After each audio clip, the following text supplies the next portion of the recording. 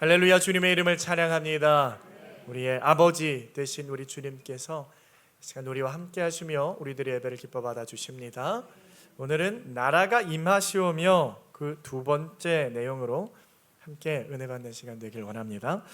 자, 우리가 주기도문을 가지고 말씀을 듣고 있어요. 이제 이 두 번째 기도 제목, 나라가 임하시오며 뜻이 하늘에서 이루어진 것 같이 땅에서도 이루어지리라. 그 기도 제목에 대해서 우리가 말씀을 듣도록 하는데, 우리가 지난주에 말씀을 좀 이어서 좀 들어보도록 합니다. 우리가 지난 시간에요, 이 세상 나라의 통치 형태를 이제 살짝 좀 배웠습니다.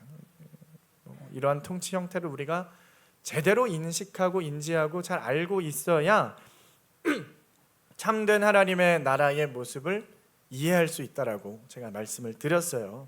그래서 이 세상 나라의 통치가 어떤 모양인지 어떤 형태인지 이거 잘 몰라요. 저는 그런데 어려워요, 관심 없어요 하면 하나님의 나라가 어떤 하나님의 나라인지, 어떻게 통치가 진행이 되어지고 어떤 나라가 이루어지는지에 대해서 감이 없어지는 거예요. 잘 모르는 겁니다. 그래서 반드시 이것을 알아야만 우리가 하나님의 나라를 온전히 이해하고 깨달을 수 있다라고 말씀을 드렸어요. 그래서 특별히 우리나라 이 대한민국의 통치 체제, 이 자유민주공화국이 어떠한 나라인지에 대해서, 또 그 대척점에 있는 그 반대편에 있는 사회주의에 대해서 아주 살짝 좀 말씀을 드렸는데, 그 하나님의 나라를 이해하는 부분에 있어서 오늘 좀 연장된 이야기를 좀 해볼까 합니다.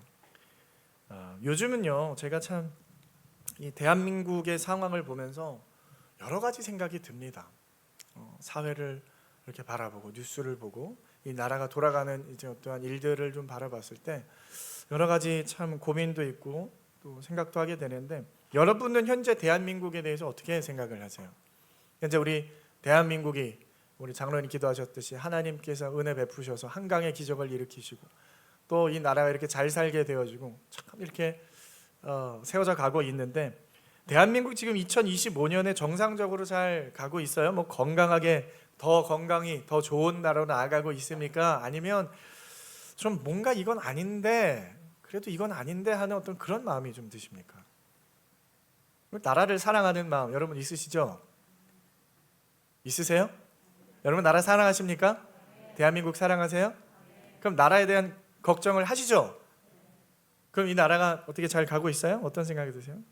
저는 다른 걸 다 떠나서 모든 걸 제쳐놓고 교회에서 어떤 분열되고 갈라진 생각들이 왜 요즘 이렇게 많아질까 하는 그런 생각, 왜 서로 생각하는 게 다를까, 특별히 정치적인 갈등이 왜 교회 안에서 일어날까? 세상에서는 얼마든지 일어날 수 있어요. 세상의 사람들은요, 이 생각도 있고 저 생각도 있고 막 여러 가지 생각들이 있어서 그들이 치고받고 싸우든지 간에 그건 세상에선 당연히 일어나는 건데, 교회는요, 한 마음과 한 뜻, 하나님의 말씀을 받아서 우리가 정말 한 마음과 한 뜻으로 하나님의 나라를 이루어 나가는 성도들이 모여 있는 곳이 교회인데, 왜 정치 사상을 가지고 이걸로 극명하게 나눠지고 왜 이런 갈등이 교회에 있을까? 만약에 그러한 일들이 신앙과 전혀 상관이 없는 이야기다, 신앙과 전혀 상관없는 이야기다 하면은 그건 언급할 가치도 없죠. 그 사상을 가지고 싸우든지 말든지. 왜 그것 때문에 아깝게 우리가 공부하고 정리하고 말씀 듣고 왜 시간을 들여서 그렇게 하고 있어요? 예를 한번 들어볼까요? 여러분 탕수육 좋아하십니까? 여러분 탕수육 좋아하세요? 지금 표정이 굉장히 딱딱해요, 여러분이. 벌써 눈을 저 이렇게 탕수육은 무슨 목사님 또 오늘 또 그냥 이상한 소리 하시려고 굉장히 경계를 하고 계시는데, 여러분 마음을 좀 열어서 탕수육을 생각해 봅시다. 탕수육 좋아하세요? 네. 탕수육을 먹는 방법에 따라서 두 진영으로 나뉘죠. 어떻게 나뉘어요? 찍먹과 부먹이 있어요. 나는 찍먹이다, 난 부먹이다. 서로 있다가 좀 논쟁을 벌여요, 여러분? 찍먹이냐 부먹이냐, 여러분 이건 어디까지나 기호의 영역이에요. 그냥 내가 좋아하는 대로 먹어도 되고 말아도 상관없는 거잖아요, 그렇죠? 각자가 좋아하는 방법이에요. 저는 부먹이 맞다라고 생각해요. 부먹이 오리지널이거든. 근데 이제 새로운 방법들이 아니다, 찍먹이 진리다, 그렇죠? 예를 들어서 여러분, 하나님을 믿는 그리스도인들, 성도들이 반드시 찍먹으로 먹어야만 한다, 찍먹으로 먹어야 구원받는다. 여러분, 찍먹이 성경적입니까? 맞아요, 틀려요? 모르세요? 갑자기 성경적이니까 물어보니까 이게 찍먹이 성경적인가? 고민하게 되는 거예요. 그런 거 상관없어요. 이거는 아무런 상관이 없는 거예요. 성경에는 상관이 없어요. 탕수육을 찍어 먹든지 빠뜨려 먹든지 안 찍어 먹든지 간에 치영이는 안 찍어 먹어요. 참 이상해요. 그럼 우리의 신앙과는 눈꼽만큼도 상관없는 일이다. 믿으십니까? 이걸로 탕수육을 어떻게 먹든지는요, 신앙이랑 아무런 상관이 없어요. 그러니까 이걸 가지고요, 교회에서 논쟁할 가치도 안 돼. 식사하다가 어디에 갔다가 탕수육 먹는데, 야, 너 왜 찍어 먹냐? 난 부어 먹는데. 뭐 이런 말할 수는 있겠지만, 야, 원래 이게 더 맛있어, 이렇게 먹어봐. 이걸 가지고 교회 안에서 막 갈등이 생기고 문제가 생기고, 쟤는 목사님 찍먹이에요, 쟤는 부먹이, 이걸 이렇지 않는다. 그렇잖아요. 우리 그리스도인들은 어떤 사람들이 항상 성경적으로 살려고 노력하는 사람들이다. 믿으십니까? 여러분, 성경적으로 살고 싶잖아요. 그러니까 항상 내가 하려고 하는 행동, 모든 이거 하나하나를요, 말씀 앞에 비춰서 살아가려고 노력하는 자들이에요. 내가 이렇게 하려고 하는 행동이 지금 내가 하려는 게 이게 성경적인가? 내가 이게 죄인가 아닌가를 항상 고민해요. 고민한단 말이에요. 그래서 이런 행동 저런 행동 할 때마다 고민을 해요. 어떤 분이 전에 찾아와가지고, 목사님, 교회 다니는 사람이 주식 투자해도 됩니까? 그래요. 그분은 그게 진짜 마음에 굉장히 근심이었어요. 자기가 이제 재산이 이제 있으니까 이거를 투자를 하고 주식을 하는 게 크리스찬으로서 주식하면 되나? 누군가 또 아니라고 말을 하는 것 같아서 이게 헷갈리니까 와가지고 물어봐요. 목사님 해도 돼요? 집사님 괜찮아요, 해도 되는 거예요. 그거는 어떤 경제 활동에 있어서 해도 돼. 근데 예를 들어서 주식을 하는데 작전주에 투자하면 돼야 안 돼요? 예? 이거 한탕 해보려고 그냥 남들 등쳐먹으려고 하는 거잖아요. 그런 거 그냥 이게 애매한 거예요. 그렇죠? 항상 고민을 해야 되는 거죠. 내가 여기 올바른 삼성전자에는 투자해도 돼요? 그러면 그건 이제 되는 거예요? 그럼 여러분, 로또는 해도 됩니까? 성도가 로또 해도 돼요? 돼야 안 돼요? 대답을 1부 예배 때는 됩니다. 1부 예배 때는 다 된다고 통일을 했는데 2부 예배 때는 묵묵부답. 로또 하세요, 안 하세요? 해요, 안 해요? 열심히 하고 있대요. 우리 장로님 열심히 하고 있대요. 여러분, 크리스찬이 문신해도 돼요? 문신해도 돼요, 안 돼요? 안 돼요? 전 했는데. 어떻게 하죠? 눈썹 문신했는데. 이거 하면 안 되는 거예요? 팔에다가 해도 되고 눈썹엔 해도 되는 거예요? 눈썹 하신 분들 많은데, 저 하고 나니까 또 누가 따라서 했던데. 여러분, 그러면 크리스찬인데 청소년이 담배 펴도 됩니까? 돼요, 안 돼요? 그러면 어른은 크리스찬인데 담배 펴도 돼요, 안 돼요? 안 돼요? 청소년도 안 되고 어른도 안 돼요? 술은 마셔도 돼요? 안 돼요? 그럼 와인은 돼요? 스테이크 먹을 때 와인 한 잔 주던데 그럼 먹으면 돼요, 안 돼요? 돼요, 안 돼요? 우리 옛날에 어디 결혼식장 갔는데 와인을 이렇게 주더라고. 원로 목사님이 이거 다 마셔도 됩니다 이렇게 다 같이 마셨는데 돼요, 안 돼요? 이게 된다 안 된다 말하기가 어렵단 말이에요, 이런 게. 그럼 좋아요. 마약은 돼요, 안 돼요? 이건 안 돼요? 왜 안 되죠? 담배는 펴도 돼요? 담배는 안 되고 마약도 안 되고. 그거는 담배는 합법이고 마약은 불법이에요. 왜 그런 거예요? 잘 모르겠죠. 목사님, 당연히 담배도 안 되고 청소년은 마약도 안 돼. 왜요? 세상법에도 불법이니까, 세상법 불법이니까 안 되죠. 당연히 그걸 마약은 무조건 안 돼요. 왜요? 불법이잖아요. 불법 좋아요. 만약에 세상에서 대한민국의 헌법이 성경 읽으면 이제는 불법이다, 법이 고쳐졌어요. 여러분, 불법 도서들 있죠? 그런 책 읽으면 돼요, 안 돼요? 안 돼요. 불법이에요. 사는 것도 불법, 파는 것도 불법. 성경이 만약에 그런 책으로 지정이 됐어요. 성경책은 국민들에게 해로운 사상을 주입하는 해로운 책이다. 그럼 성경 읽을 거예요, 안 읽을 거예요? 읽어요, 안 읽어요? 대답하세요. 읽어요, 안 읽어요? 세상이 금지하든지 말든지 크리스찬은 성경 읽어야죠. 믿으십니까? 법이 만약에 바뀌어서 자녀들에게 종교를 강요하면 안 된다 하는 헌법이 등재가 됐어요. 국회에서 통과가 됐어. 내일부터 시행입니다. 그럼 여러분 자녀들한테 종교 교육, 성경 교육 하실 거예요, 안 하실 거예요? 애들 데리고 유초등부 데리고 와요, 안 데려와요? 설령 그게 불법일지라도 우리는 해야 하는 거예요. 믿으십니까? 그게 성도예요. 우리 그리스도인들은요, 우리의 모든 생각과 행동의 기준이 되어야 하는 것은 하나님의 말씀이 우선되어야 하는 줄 믿으시길 바랍니다. 세상법이 설령 그것을 불법으로 정한다 할지라도 우리는요, 그거를 깨뜨릴 수 있는 믿음으로 행동해야 되는 거예요. 그게 크리스찬입니다. 세상법보다 더 중요한 게 하나님의 법이에요. 그러니까 이걸 절대로 망각하시면 안 돼요. 여러분, 이걸요, 분명한 기준, 세상이 어떻게 변화하더라도, 세상의 법이 어떻게 달라지더라도 여러분 이거를 기억하셔야 하는 줄 믿으시길 바랍니다. 그게 크리스찬이에요. 나는 크리스찬이야. 세상 법이 나를, 그리고 세상에서는 이거를 합법화가 됐어, 이렇게도 된대요 라고 쪼르르 따라가서 하는 게 아니라 성경 말씀에 비추어 와서 이건 하면 안 되는 거지. 기준은 성경이 되는 거예요. 그래서 우리는요, 크리스찬은요, 성경의 원리에 집중해야 한다. 믿으십니까? 성경의 원리가 뭘 말하고 있는 거예요. 그래서 뭐 술을 마시고 뭐 담배를 피고 이거는 다 뭐에 맞춰서 성경의 원리에 따라서 하는 거예요. 성경은 뭘 말하고 있는가? 그래서 제가 항상 강조드리는 게 뭐예요, 여러분? 세상법이 괜찮다고 해도 그리스도인들은 하면 안 되는 거고, 세상법이 하면 안 된다고 해도 그리스도인들은 해야 되는 거예요. 우리 그리스도인들이나 세상의 모든 영역 가운데에서 하나님의 말씀이 기준이 되어서 하나님이 왕 되어지는 삶을 살아내는 것이야말로 하나님 앞에 가치 있는 인생이 되어지는 것이다. 믿으십니까?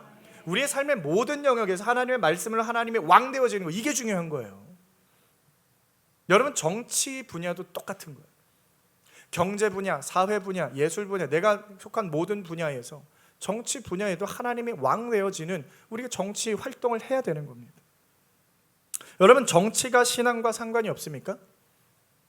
정치가 신앙과 상관이 있어요, 없어요? 예? 정치와 신앙이 분리가 됩니까? 자꾸 세상에서 말하는 거 정치랑 신앙이랑 무슨 상관이야? 왜 자꾸, 근데 여러분, 아주 뗄래야 뗄 수 없는 밀접한 관계가 정치와 신앙입니다.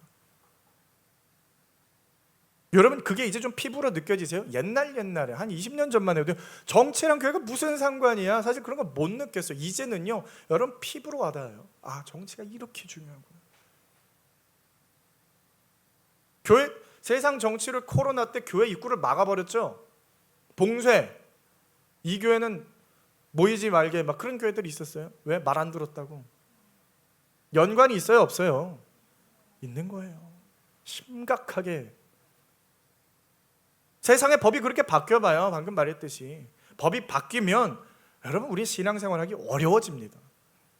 관계가 있는 거예요. 세상의 정치 방향이 어떻게 흐르냐에 따라서 우리 성도들의 행동 양식에는요, 막대한 변화가, 우리가 목숨을 걸어야 하는 상황까지도 오는 것이 정치예요.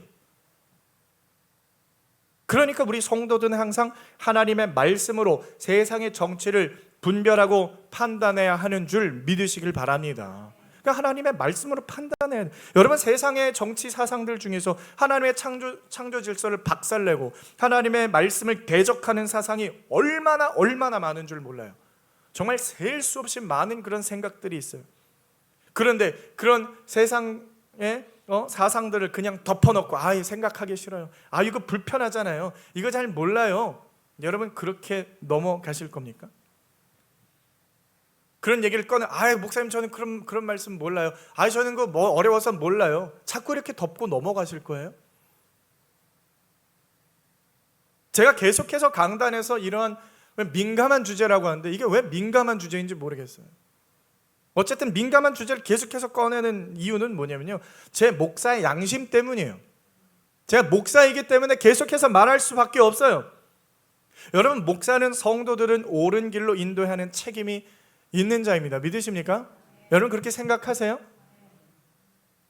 성도들이 올바른 선택을 할 수 있도록 가이드를 제시해 주어야 되는 거예요. 그래서 성도들이 가끔 헷갈릴 때 목사님한테 와가지고 목사님 이거 성도인데 이렇게 해도 돼요? 저렇게 물어보는 것처럼 정말 사소하게 내가 주식 투자를 해도 되는 거지 이런 거 하나하나 물어봐야 되는 것처럼 내가 성경의 판단이 서질 않아서 분별이 되지 않을 때 그걸 누가 제시해 줘야 돼요? 목사가 제시해 줄 수 있어야 되는 거예요. 불편한 주제니까 성도들이 듣기 싫어하니까 그냥 덮고 넘어가자. 그냥 성도들이 듣기 좋아하는 사탕 발린 얘기만 해주자. 이런 건 목사가 아니에요. 이건 사기꾼입니다. 사꾼 목자라 그래요. 사기꾼이에요. 사기꾼. 사기꾼 목자 많아요. 정말 많습니다. 깜짝 놀랄 정도. 여러분이 상상하는 것보다 훨씬 많아요. 제가 그런 사기꾼, 사꾼 목자가 되었으면 좋겠어요. 그냥 여러분 맨날 복 받는 얘기, 여러분 이렇게 복 받습니다, 할 수 있습니다, 합시다 막 그런 말씀 얼마나 좋아요. 맨날 그런 말씀만 했으면 좋겠습니까? 여러분, 제가요 세상에서 가장 사랑하는 게 교회예요.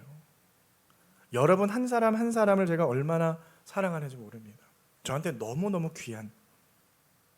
근데 제가 또 이런 불편한 얘기하면은 또 목사님 또 우리를 괴롭히려고 또 듣기 싫은 소리 또 하려고 또 여러분 제가 뭐 하려고 여러분을 괴롭힙니까? 제가 왜 여러분을 괴롭히겠어요?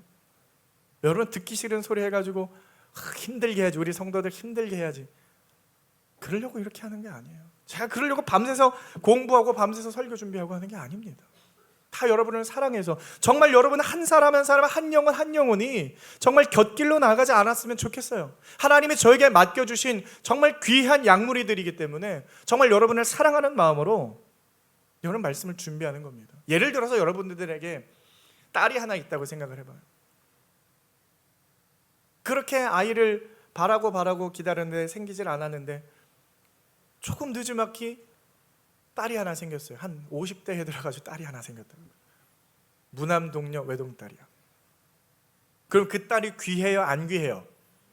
얼마나 귀해요? 엄청 많이 귀하단 말이에요. 금이야 오기야 키운단 말이에요, 이 딸을. 이 딸이 이제 커가지고 장성해서 이제 결혼을 하겠다고 남자친구를 데려왔어요. 남자친구를 딱 데려왔는데 척 보니까 이상해. 남자애가 말을 하는 거나 옷 입는 꼬라지나 아주 행동거지 하나하나가 좀 이상해. 아무래도 게이 같아. 근데 내 딸은 몰라. 그러면 여러분 이게 민감해요. 민감하고 불편할 수 있으니까 그거 덮고 넘어갈 거예요? 덮고 넘어갈 부모 있습니까? 확실하게 짚고 넘어가야 돼요. 내 사랑하는 딸이랑 결혼을 시킨 놈이 이게 게이인데 속이고 결혼하려고 하는 거예요. 실제로 여러분 그런 케이스들이 많이 있습니다. 게이들이 결혼을 해요. 사회에서 어떠한 그런 인식 때문에 어쩔 수 없이 결혼을 합니다. 이중생활을 하는 거죠. 만약에 이걸 못 막았어요. 여러분 딸이 결혼을 했는데 나중에 알고 보니까 게이예요. 그럼 여러분 괜찮으세요? 괜찮아요? 안 괜찮아요? 저는 안 괜찮아요. 당장 이혼시키든지. 그거 여러분 불편하니까 딸이 상처 입을까 봐 덮고 넘어가실 거예요? 그런 부모가 어디 있어요? 여러분, 저는 그러한 마음으로 여러분들에게 말씀을 전하는 거예요. 성경에서 증거하는 이 말세의 이론과 생각, 이 성도들이 하나님을 대적하고 창조 질서를 파괴하는 정치 사상의 세뇌를 당해서 좌우를 분간을 하지 못하고 있는데 여러분, 목사가 그걸 그냥 내버려 둡니까? 그냥 냅둬요? 어떻게 그냥 내버려 둡니까?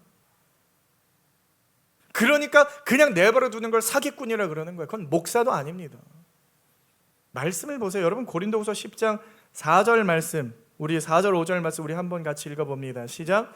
우리의 싸우는 무기는 육신에 속한 것이 아니요 오직 어떠한 견고한 진도 무너뜨리는 하나님의 능력이라. 모든 이론을 무너뜨리며 하나님 아는 것을 대적하여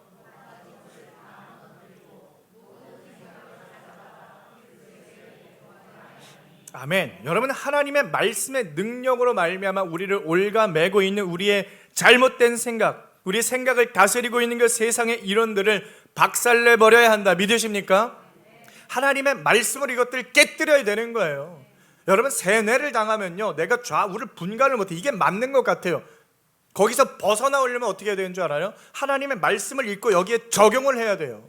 그래서 내 머릿속에 가득 평생 동안 심어져 왔던 이 생각을 박살내야 하는 거예요. 깨뜨려 버려야 하는 거예요.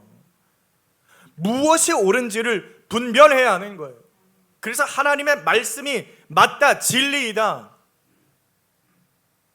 제가 왜 이렇게 하나님의 나라를 설명하는 데 있어서 목에 핏대를 세우면서 소리를 질러가면서 왜 정치 이야기를 하고 있어요?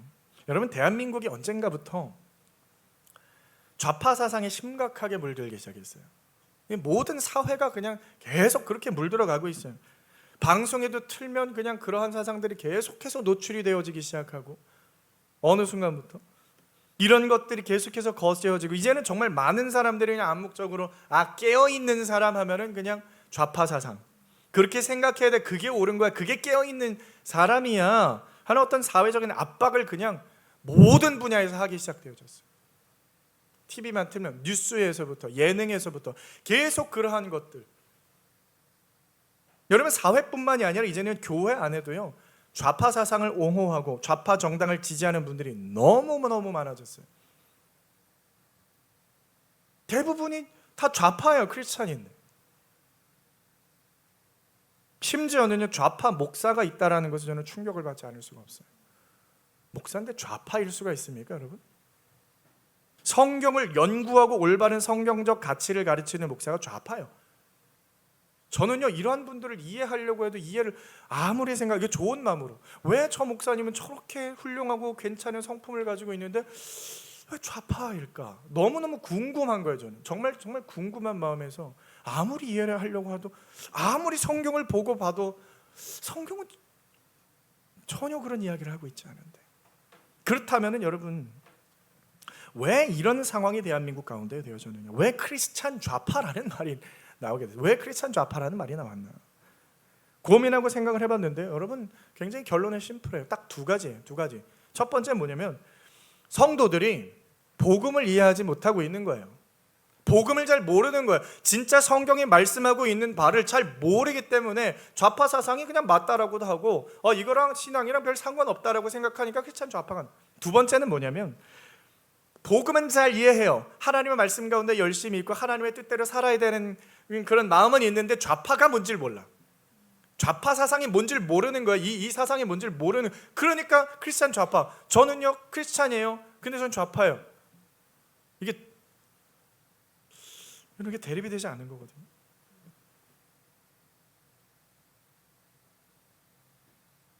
여러분, 기독교랑 좌파는요, 여러분,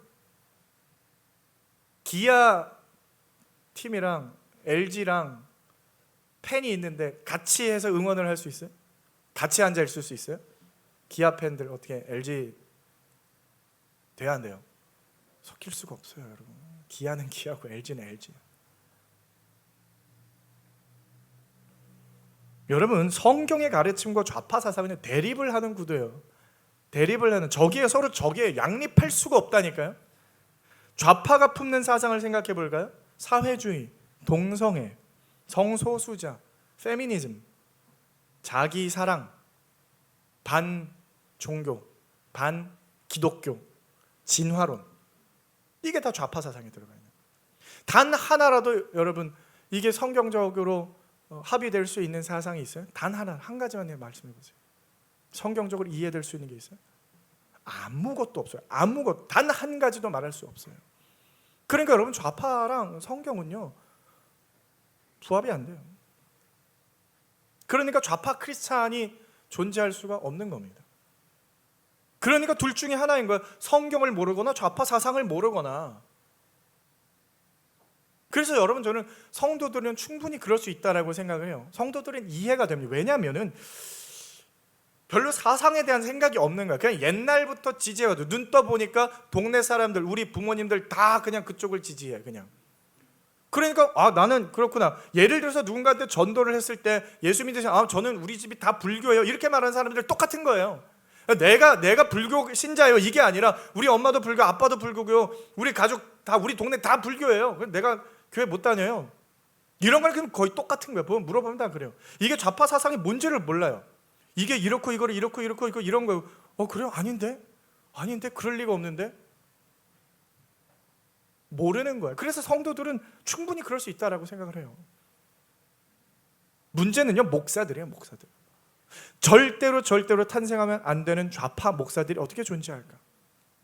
그러면은 이유는 한 가지예요. 성경을 잘못 해석하고 있구나. 성경을 잘못 이해하고 있구나. 성경을 제대로 모르고 있구나. 실제로 여러분 성경을 해석하는 방식과 차이에 따라서 교파가 나누어집니다. 그건 알고 계시죠?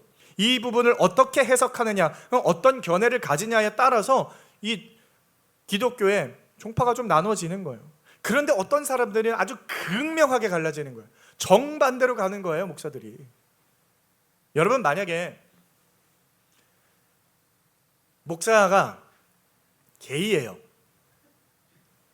동성애자 목사님 여러분 어떻게 괜찮습니까? 설교는 막 너무너무 잘해요. 막 그냥 가슴을 찌르고 눈물이 철철 나는 설교를 하는데 동성애자예요. 여러분 괜찮아요? 안 괜찮아요? 안 괜찮아요? 제가 내일 예를 들어서 커밍아웃을 딱 해요. 사실은 성도 여러분 제가 숨겨왔던. 그럼 어떻게 돼요? 잘려요? 안 잘려요? 저 자를 거예요? 아휴.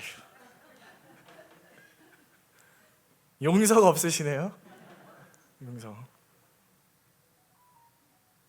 그럼 목사는 개인이면 안 돼. 참. 그럼 만약에 성도가 동성애자예요. 동성애자 성도. 괜찮아요? 안 괜찮아요? 안 괜찮아요? 괜찮아요? 목사는 안 되는데 왜 성도는 돼요? 할 수 있어요? 다시 이렇게 회심을 시켜야 되니까. 예. 맞아요. 목사도 회심하면 되잖아, 다시. 그럼 다시 복직시켜 주세요? 알았어요.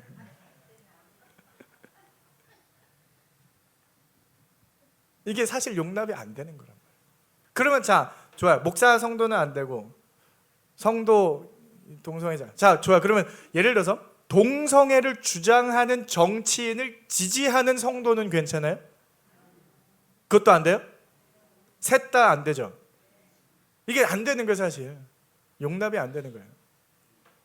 성도도 마찬가지고 목사도 마찬가지예요. 똑같아요. 기준은 똑같아요. 근데요, 목사는 더더욱 안 돼요. 왜 목사는 더더욱 안 되냐? 목사는 목자의 역할을 합니다. 성도들은요, 목사의 가르침을 따라 길을 인도받는 자들이에요.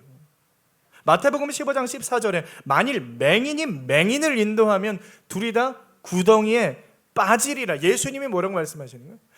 야, 장님이 장님, 맹인이 맹인을 손잡고 내가 이 길 알아, 날 따라와 하는데 가다가 앞에 공사하고 있어요. 그럼 둘 다 어떻게 되는 거예요? 둘 다 구덩이에 빠지는 거예요. 그러니까 목사는요, 절대로 맹인이 되어서는 안 되는 거예요. 근데 이들은요, 스스로 맹인이 되어서 앞이 보이지 않는 성도들을 그냥 악의 구렁텅이로 다 빠뜨리는 존재들. 그게 좌파 목사들이에요. 그러니까 거짓말쟁이, 사기꾼들이에요. 근데 여러분, 이러한 목사들도요, 똑같이 하나님의 나라를 주장해요. 똑같이 하나님의 나라. 어떤 이제 영상을 보니까 한 유명한 목사가 나와가지고 설교 왜 요즘 목사들이 설교에 힘이 없어요? 하나님의 나라를 이야기하지 않아서 그래요. 막 그러더라고요. 막 하나님의 나라를 엄청 강조하더라고요. 알고 보니까 그 사람 좌파예요. 그럼 이 사람은 무슨 하나님의 나라를 주장하는 거지? 굉장히 유명한 사람이더라고요. 똑같이 하나님의 나라를 바라보면서 하나님의 나라를 추구하면서 하나님의 나라가 하늘에서 이루어진 것 같이 이 땅에서도 이루어 주시옵소서 기도하고 설교한단 말이에요. 제가 지난주에 말씀드리면서 우리 성도들은요, 하나님의 나라를 추구하면서 살아가야 하는 자들인데, 문제는 성경을 제대로 이해하지 못하면 내가 생각하는 하나님의 나라와 다른 사람이 생각하는 하나님의 나라의 모습이 서로 달라진다라 그랬어요. 출애굽기의 말씀을 보면요, 모세가 산에 올라갔을 때 밑에서 송아지를, 황금 송아지를 만들어요. 그리고 황금 송아지를 가지고 이제 뭐라요? 이제 이 황금 송아지가 우리를 애굽에서 인도해낸 여호와 하나님이다, 그렇게 말해버리는 거예요. 자기들은 똑같은 하나님의 나라를 선포하고 있지만 그게 전혀 다른 거예요. 그 말씀을 제대로 알아야 되는, 이런 잘못된 하나님의 나라를 선포하는 목사들의 생각이 뭐예요? 하나님의 나라와 우리가 하나님의 나라와 종말의 관계를 좀 생각을 해야 되는데, 우리가 천국을 생각을 해보면, 천국이요, 천국이라는 말, 하나님의 나라는 천국, 사실 동의어이긴 한데 천국은 조금 더 좀 장소적인 개념. 그러니까 우리가 하나님이 살고 계시는 저 우주 너머 어딘가, 우리가 죽으면 가는 어떤 그곳, 장소적인 개념. 그리고 죽으면 이게 이해하기가 그렇게 쉬워요. 장소적인, 그냥 장소적인 개념으로 이제 이해할 수가 없잖아요, 하나님의 나라를. 그러면은 하나님의 나라가 임하시오며라고 기도를 한단 말이에요. 네? 그럼 이 기도가 어떻게 되는 거예요? 우리가 죽으면 가는 곳인데 하나님의 나라가 이 땅에 이루어진다, 이러한 기도를 어떻게 받아들이냐? 자, 하나님의 나라가 이 땅에 이루어지를 기도하고 소망하는데, 우리가 소망하는 거하고 또 달라요. 이 땅에서, 그러니까 자꾸 장소적인 개념으로 이 땅으로, 이 세상에서 하나님의 나라가 이루어지길 소원하고 기도하는 거예요. 그러니까 사람들이 이걸 어떻게 생각하냐면은, 하나님의 나라가 이 세상에서 완성을 해야 돼요. 이 세상에서 만들어져 가야 되는 거예요. 이 세상이 천국처럼 돼야 되는 거예요. 그래서 그 하나님의 나라의 완성을 위해서 예수 그리스도께서 오셨잖아요. 근데 그 예수님이 오신 그 모습을 오해하는 거예요. 잘못 이해하는 거예요. 예수님께서 오셔서 보여주셨던 행동들을 가지고 예수님을 정의하는데, 예수님이 오셔서 뭐 했습니까? 병든 자를 고치고 가난한 자들과 함께하고 억압받는 자들을 위해서 권력자들과 싸우고 먹을 것이 없는 자들에게 먹을 것을 나눠줬어요, 예수님이. 그러니까 예수님을 뭐라고 생각해요? 예수님은 해방가다. 우리를 억압 가운데서 해방시켜줄 해방가야. 정치적, 경제적 억압에서 해방시켜주시는 분. 그래서 억눌린 자들과 함께 싸워주는, 가난한 자들의 편을 들어주는 어떤 그런 혁명가. 그렇게 예수님을 이해하는 거예요. 그러니까 이 사람들한테 복음은 뭐예요? 가난한 자, 소외된 자, 고통받는 자에게 사회적 해방을 선포하는 메시지. 이게 진짜 복음이다, 이렇게 받아들여 버리는 거예요. 그래서 하나님의 나라는 이 땅에서의 불평등, 억압, 가난, 이러한 것들이 사라지고 분배와 평등이 있는 나라다라고 외치는 거예요. 그래서 이러한 사회를 이 땅에 만들어 가야 하는데, 인간이 할 수 없으니까 하나님이 임마누엘로 오셔서 우리와 함께 하여야만 이러한 세상이 이루어진다. 이 땅에 하나님의 나라를 만들어 가야 한다. 여러분, 이러한 주장을 하는 사람들이 바로 좌파 크리스천인데, 제가 방금 말씀드린 주장은요, 여러분, 하나님의 함께 하심 임마누엘만 빼면 사회주의, 공산주의랑 똑같아요. 하나도 다르지 않습니다. 그러니까 이런 사람들이 가짜예요. 예수님을 혁명가라 그래요. 예수님의 해방가라고요. 그래서 해방신학이라는 그런 주제도 있어요. 이게 해방신학이 해방신학. 여러분, 예수님의 해방가가 아니에요. 어찌 보면 그럴듯해 보이거든요. 그게 맞는 말 같아요. 굉장히 가슴을 찌르는 웅장한 어떤 그러한 메시지가 있어요. 그래서 여러분, 분별해야 하는 줄 믿으시길 바랍니다.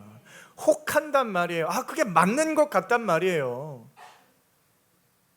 그런데 여러분, 지금 이런 사람들이 주장하는 모습을 자세히 보시면 성경에 등장하는 어떤 무리와 아주 흡사합니다. 우리 말씀 잠깐 볼게요. 마태복음 21장 8절로 9절 말씀 우리 함께 읽어봅니다. 시작. 무리의 대다수는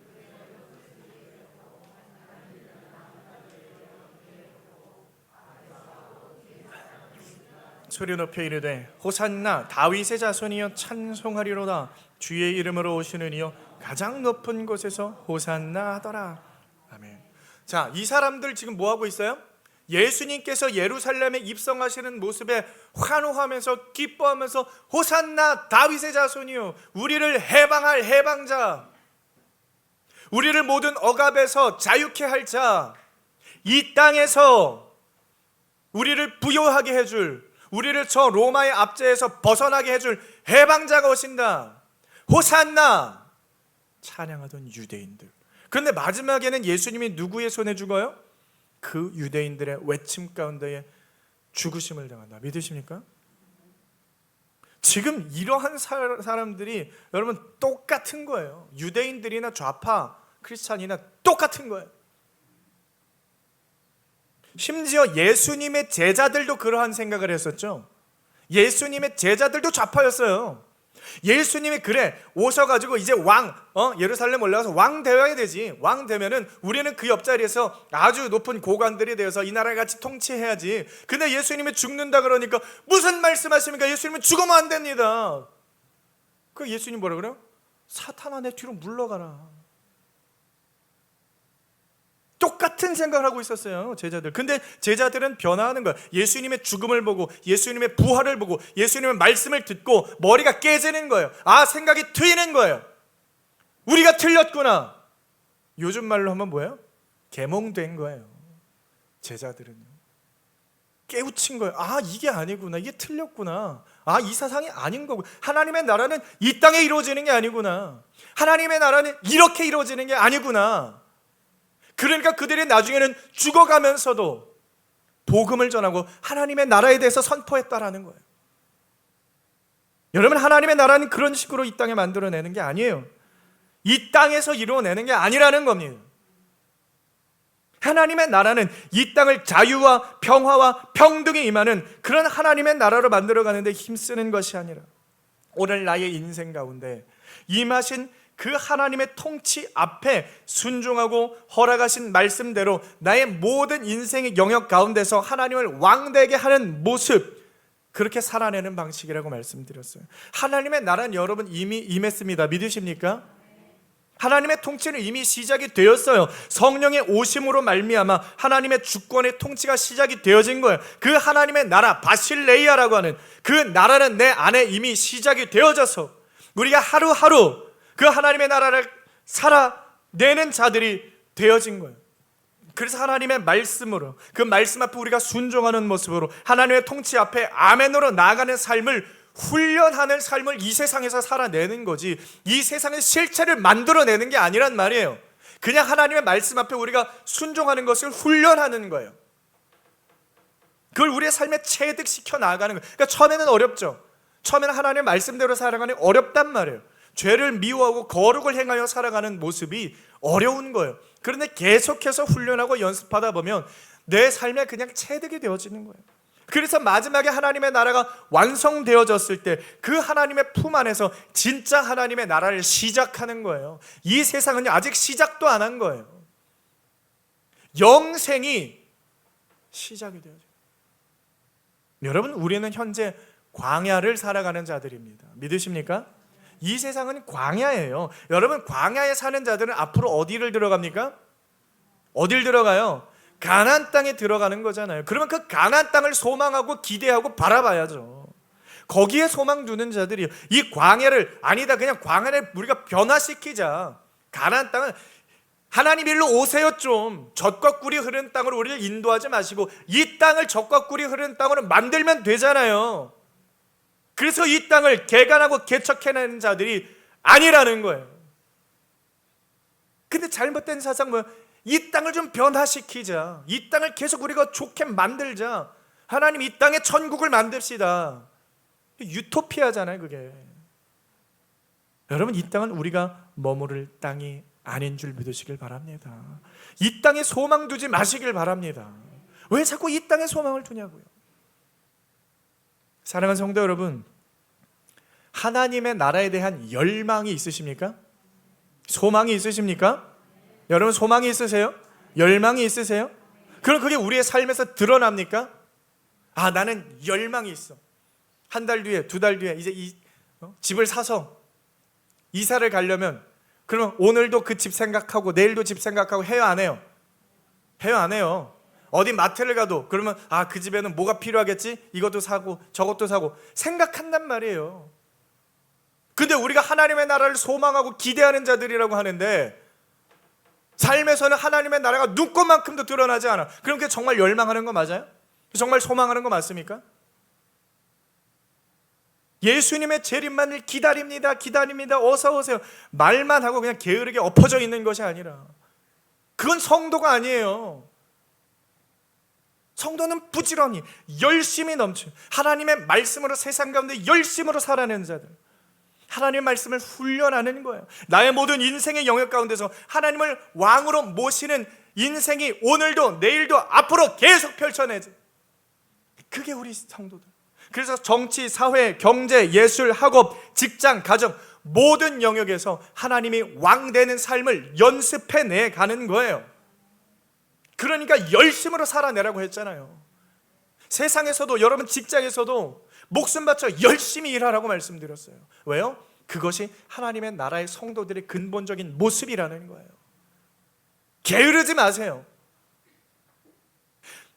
세상의 이론과 사상은요, 사람들 계속해서 게으르게 만들어버려요. 일을 안 해도 돈 주는 세상, 일하지 않아도, 열심히 하지 않아도 평등하게 보상해 주는 세상, 그게 천국이래요. 그걸 좋아하지 마세요, 여러분. 그게 무슨 천국입니까? 사람을 바보 멍청이로 만들어버리는 그런 잘못된 생각입니다.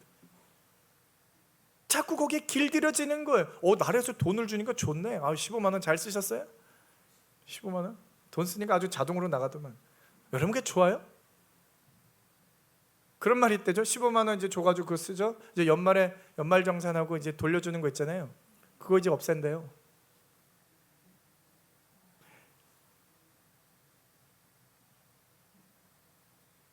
여러분 이러한 허망한 세상의 이론에 미혹되지 마시길 바랍니다. 미혹되지 마세요, 여러분. 그러라고 우리한테 교회를 허락한 거예요. 그러라고 교회를 주신 거예요. 서로를 바라보면서 우리가 받은 은혜를 기억하게 하시고 우리가 기대하는 하나님의 나라를 함께 품으면서 세상은 모르는 그 참된 평안이 흘러 넘치는 하나님의 통치 아래에서 우리가 같은 소망을 품고 같은 믿음을 확인하며 감사하는 마음으로 나가게 하도록 하나님이 교회를 허락하신 거예요.